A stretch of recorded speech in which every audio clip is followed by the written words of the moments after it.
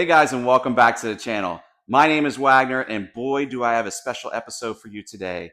Today, we're going to unbox arguably one of the hardest frame sets to find. Let me tell you something. I've been looking for this frame for almost 2 months, and finally I was able to find it all the way in California.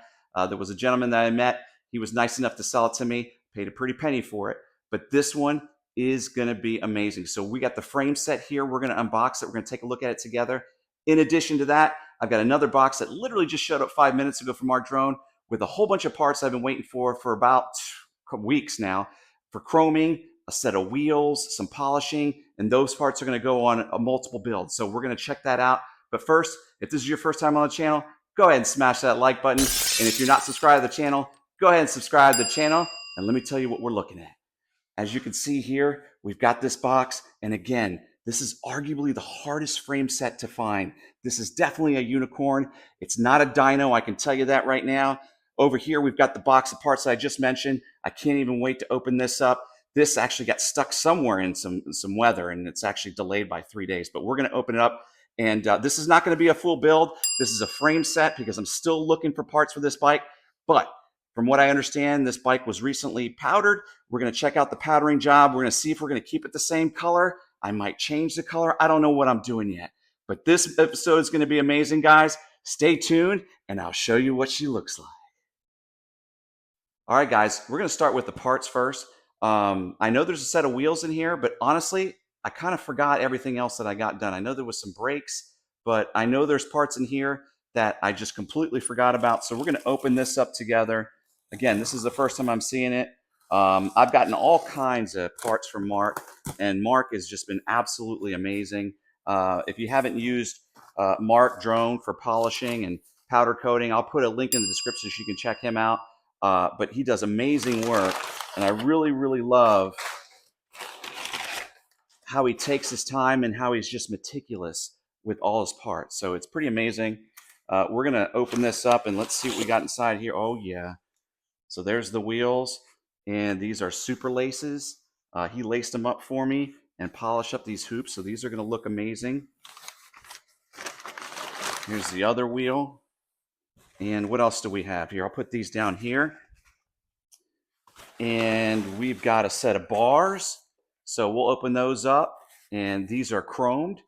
He's got a guide that he uses that does all the chroming, and we're going to check out the chrome job and see what you guys think about that. And what else do we have in here? We've got what looks like a drain pipe seat post for a dyno. That's for another build that I've got. Remember, I've got 2 unicorns. One you saw in last week's episode, and I have another one that came in that I had repowdered by Ernie's 80s Bike Shop. And so that one's coming in, and we're going to unbox that one on another episode, but you guys will see that. But some of these parts are for that build. And then it looks like we've got some pegs. So we'll take those out. What else do we got in here? I don't even remember what this is, to be honest with you. It's heavy, but we'll look at that. And this, again, I have no idea. It's been weeks. A lot of this stuff that, I mean, you can't get it done in like 2 weeks. I mean, sometimes it takes a month and a half to get these parts back. Again, I honestly don't remember what's in here. Here's another set of something, just has my name on it. So we'll unbox that. And what else is in here? Looks like we've got some bolts. And again, I don't remember what that is, but we're going to unwrap everything. And I think that's it. I think that's it. So we're going to unbox this, unwrap all this stuff so you guys can see it. And like I said, we'll see it together, and I'll tell you kind of where everything's going to go.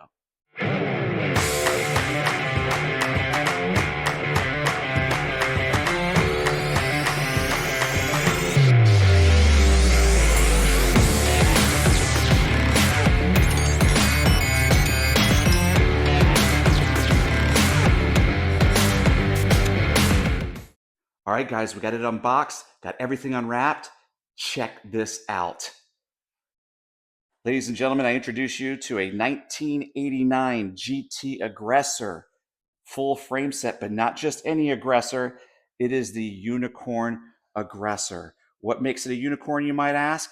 It's that distinct down tube that doesn't quite meet to the center of the bottom bracket, very similar to the Dyno Slammer unicorn. This was an early production bike. These were only sold as frame sets. Probably the reason why they were limited production, they weren't sold as complete bikes. But just look at the condition of this thing. I mean, oh my goodness.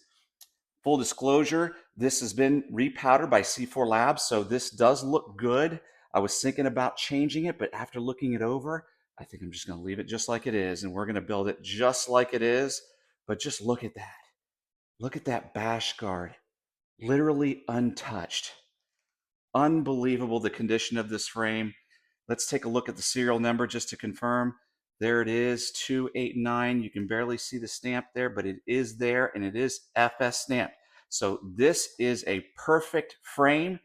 Confirm that it is a unicorn, and it just looks absolutely gorgeous. I am so excited. I can't wait to start building this.